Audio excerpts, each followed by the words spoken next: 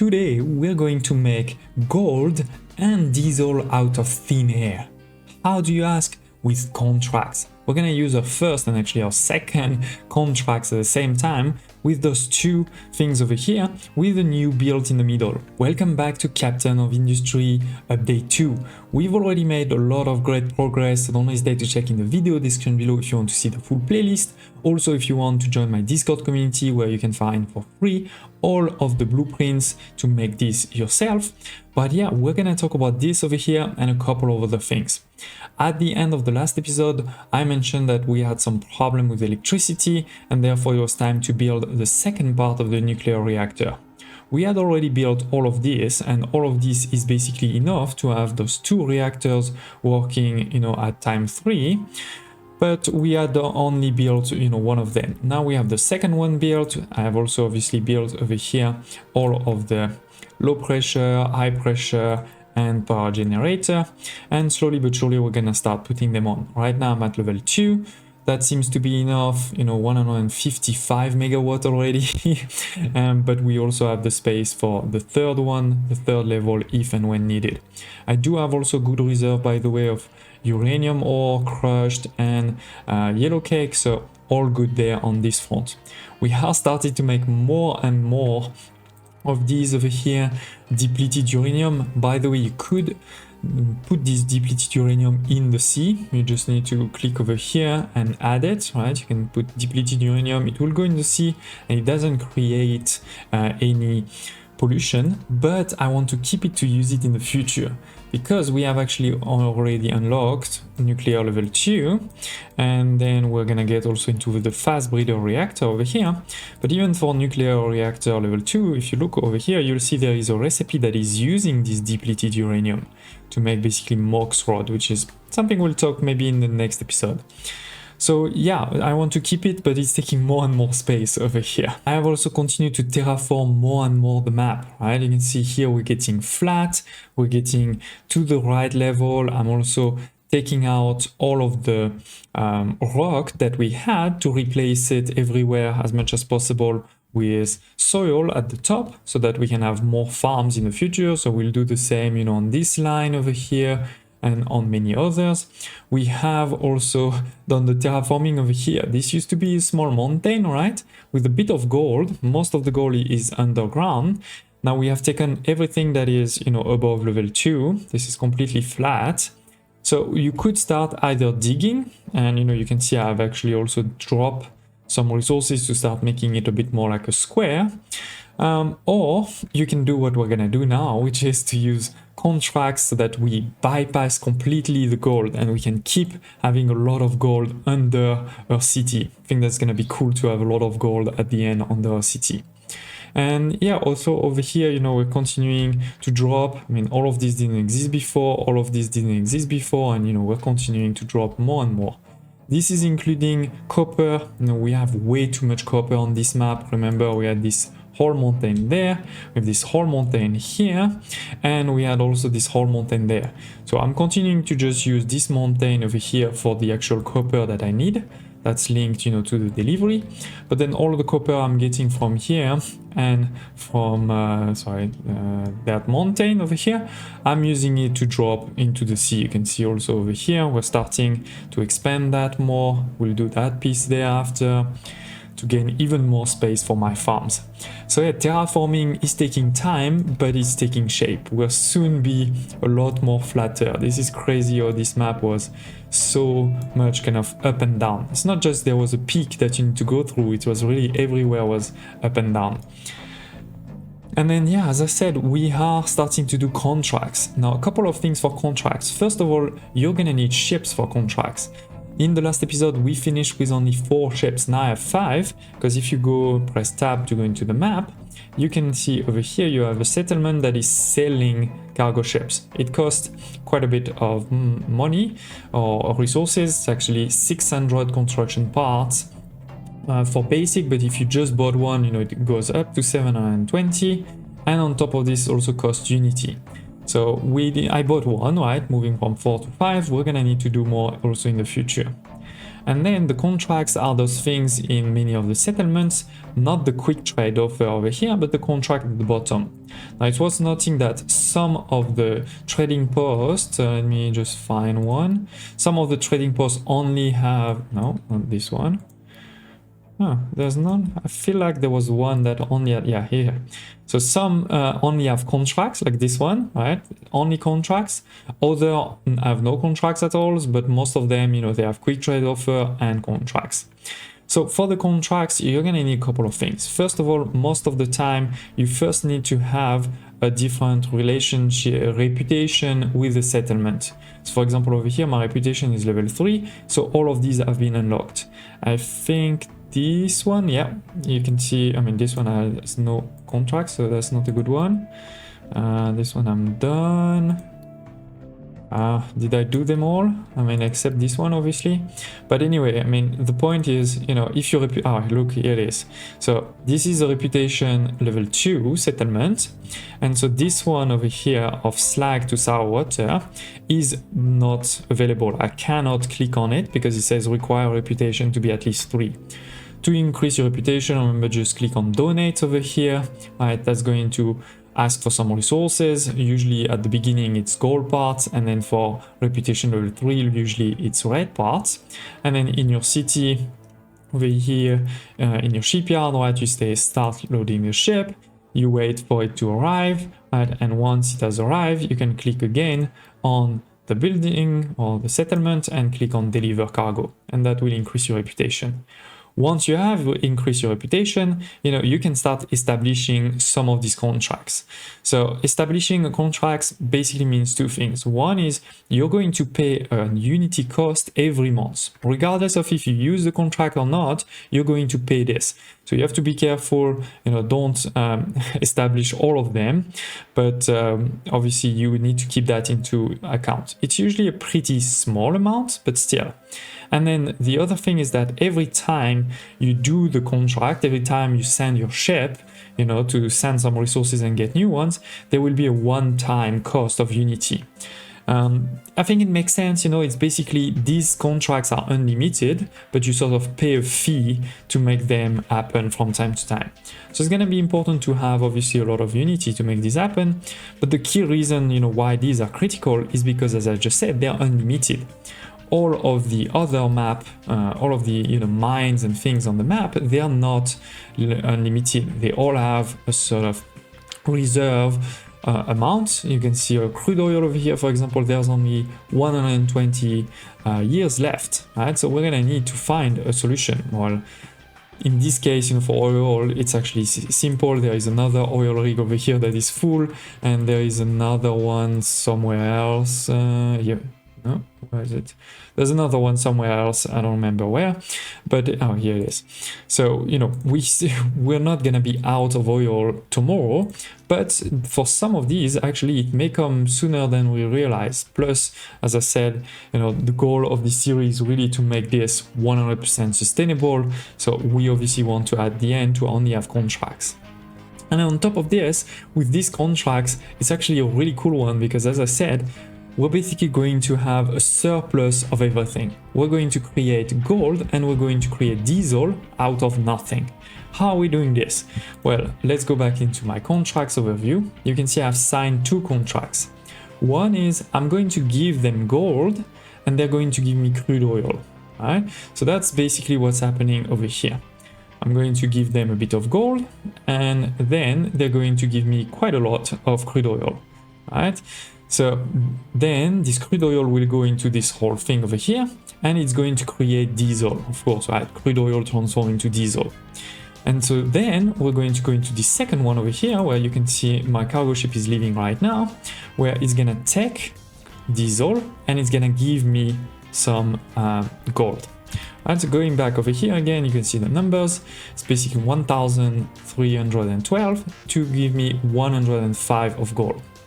So the reality is, let's assume that 1 crude oil makes 1 diesel. Then in this case, I would have a surplus of gold, right? I'm gonna basically pay 69 gold and I'm gonna get 105 gold. So this is how we're starting already to make something out of thin air. We're starting to make gold out of thin air. But on top of this, what I've managed to do with this layout that I'm going to explain in a second is with 1320 of crude oil, I'm making actually way more than 1312 of diesel. So we're also creating diesel with this. So that is a really cool contract combo, especially next to each other, because again, last time I'll repeat it, is it doesn't need anything. You know, this is completely self-sustainable. It doesn't require anything. The only thing I had is, like always, you know, you just need a bit of water to kickstart the whole thing. But once you've given, you know, it could be just as little as 24 water to the system, this whole thing is gonna run by itself forever. We can see now there's another one that's arriving where it has some gold in reserve, but it just sold some, and that's why this is not full, and it got in exchange a lot of crude oil. So the crude oil will then go into this. Now obviously this is not 100% free, right? There's a couple of things we need to pay. So first of all is the Unity that I mentioned, right? We need to pay the Unity contract for both of these, and then of course there is also a number of people and a bit of electricity that is needed to run this whole thing. But again, it has so much benefits too, because it replaces a whole production chain now. This is a production chain we built, I think, in the last episode. So this whole production chain over here, which one is not sustainable in the long term because it requires, you know, to deliver gold ore, and we have some here, but that's not, you know, a final amount. And then two, it's also gonna take people and electricity to make this whole thing happen, right? We're gonna use people and electricity to transform the gold ore crush, then the gold ore powder, etc., etc. It also does take other inputs, right? We're gonna need some rocks, we need some coal. It's not a lot, but still we need some sand, right? So there's quite a few things that are needed to make this happen. Now, to be totally fair, I will not lie, this is basically less people and less energy than this whole thing over here for the same amount of basically, you know, net gold created, let's say. But as I, you know, been saying, this is unlimited, and this also creates a lot of diesel on top. Now let's talk a couple of numbers. As you know, this is basically going to start with 1320 of crude oil, but this is not every month. This is not every 60 seconds, right? This is every time the ship comes, and they come every 6 months, basically. I've put the reduced speed because there's no need to be fast. And with this 1320, we're gonna make, per my calculation, around 2000 of diesel. So that's gonna be enough to cover, you know, the cost obviously of this contract, right? This is 1300. This is also going to be enough to cover the journeys of the two ships, right? This is 126 and 126 for the other, and still have a surplus of around 400. And then in that process, of course, we're also making around 40 of gold on top, right? So that is really the numbers. And then, you know, all of this, as I said, doesn't work with anything. So let me show you how. We have the crude oil coming this side, right?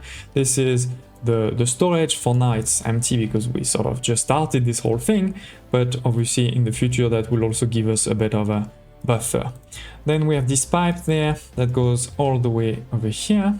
We have 4 layers or 4, you know, lines of distillation stage 1, 2, 3.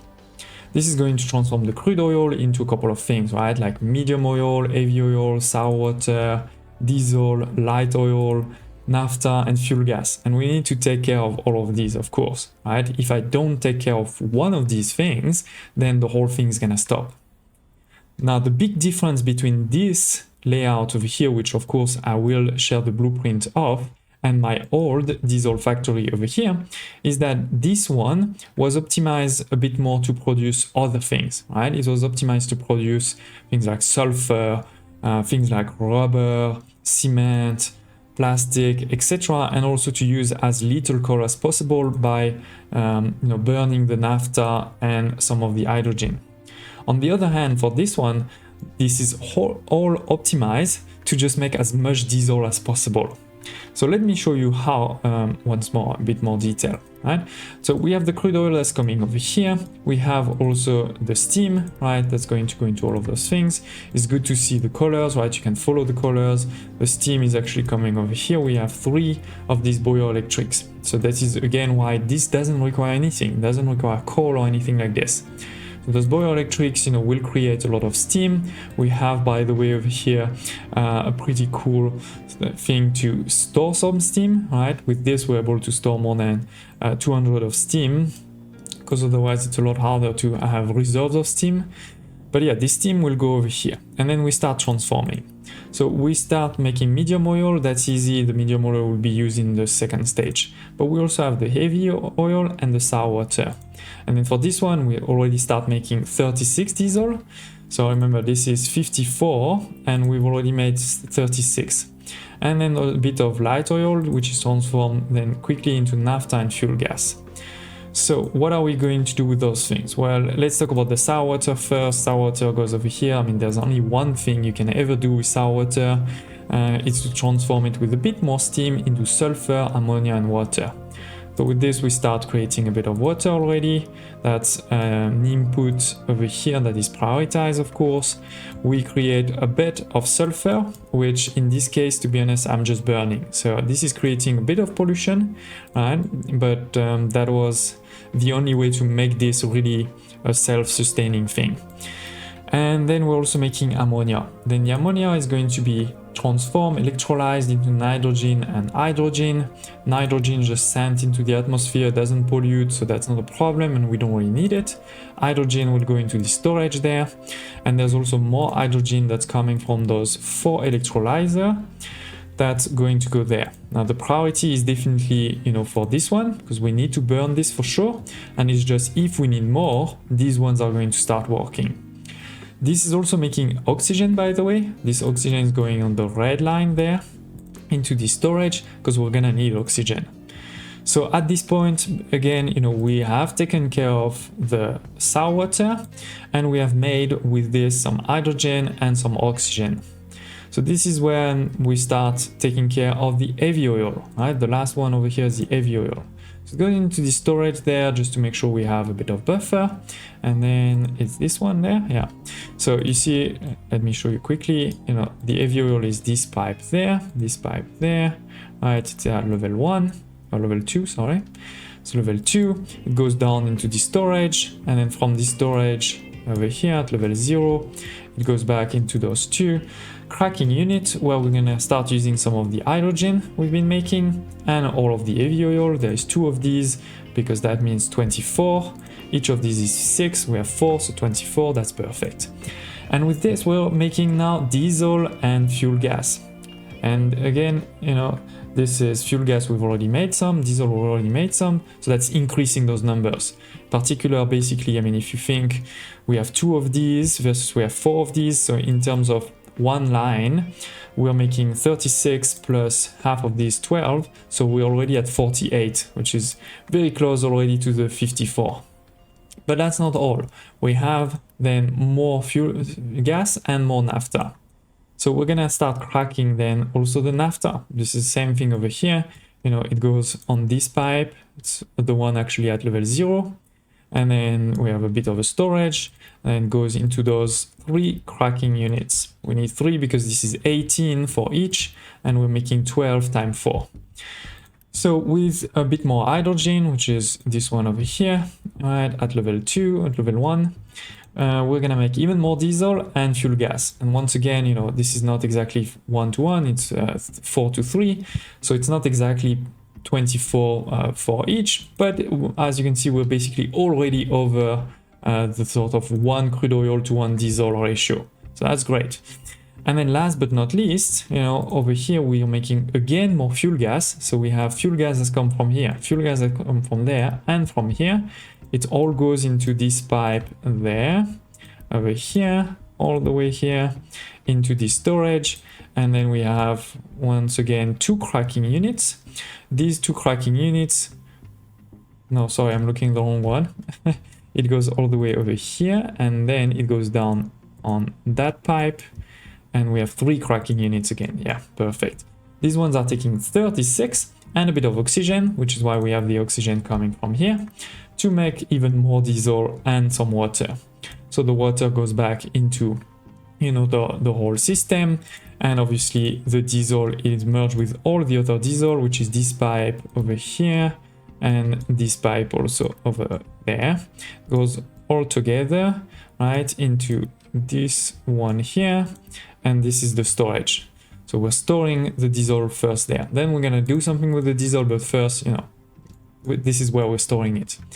Last but not least, to make this work, we need the steam, as we said, which requires water. We are producing some water, as I showed you in the sour water stripper, for example, and in this cracking unit, but this is not enough. So we have actually just one is enough.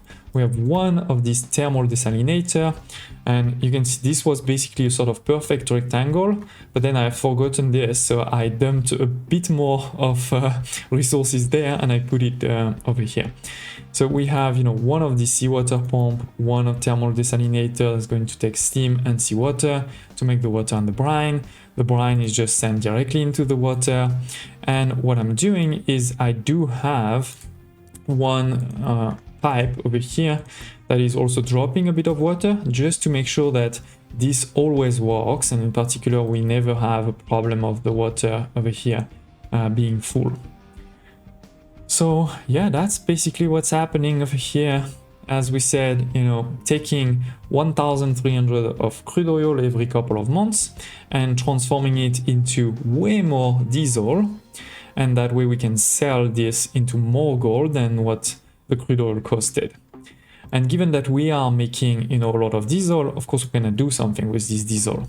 Now, priority number one is to send this diesel over here to the ships, right? We need to make sure that the ships, they have diesel to do their run. So that's this line over here, and then if you look at this one, it goes all the way back to that one. That's priority number one. Then priority number two is going to be this one, which is we need to sell the diesel. Right, it goes over here and then goes into the 3. By the way, I've put a power balancer there to basically make sure that it sort of by design, it will make those 3 get full at the same rate. You can see they're gonna get full quickly all together. They are sort of moving in harmony. We have the same, by the way, over here, where it's like, let's make sure we take the crude oil, you know, equally from all of those 3 into my system. And then last but not least, you know, after this, if those 2 are full, then we can start doing something else. So we can have, for example, a fuel station, or we could have, you know, we could start sending also more diesel to something else, for example, you know, to other ships over here. This is not going to be enough for all of the diesel we need everywhere, probably, but it's still very good to have that in positive. So yeah, ladies and gentlemen, I hope you saw I didn't lie. This is diesel and gold, which is one of the kind of most advanced resources of the game, for free. So the perfect contract, in my opinion. It's of course gonna take a couple of, you know, years in game for this thing to be completely full, meaning for it to have, you know, gold flowing out of the system everywhere, but still, this is working perfectly already. Don't hesitate to tell me in the comments below if you have any questions about contract. Also, if you felt I did something wrong, if you have any advice for anyone. But as I said, we're gonna use more and more contracts, so hopefully you're gonna get even more familiar with this. I think personally, as I said, this is the best one in my opinion, the easiest one to do. All the other ones are definitely gonna be a bit more complex, because you're gonna need basically, you know, different inputs. It's not like there is a one-to-one matching, but still, we're gonna have to do them all. Now, to be able to do this though, as you can see, we are super low on worker. We only have 29 workers, and we're almost finished also with this first 2 neighborhoods, right? There's only one housing level 3 left. So I think what we're gonna do also in the next episode is move these farms that are, you know, for the medical, right? They're doing the sugar cane that's required for the medical parts. We're gonna move that somewhere else, probably somewhere over here. That's why, you know, I'm gonna drop some nice soil over here so that we can basically double our population, right? Let's put more population there, and let's start also giving them more food. right now, I mean, we're gonna need more food just because we're gonna have more people, but also, we are not giving all types of food, and therefore the unity that we're getting from this is not optimal. And as I just said, at the beginning, we're gonna need more unity if we want to have more of those contracts for sure, right? So that is why it's gonna be critical to also make progress on food. Please smash like button. It does take a lot of time for me to prepare this, to really optimize, those layouts so that they look really compact, really cool, really neat. So please smash like button, share in the comments, if you're still enjoying this series, anything that you want to see, and I hope to see you next time.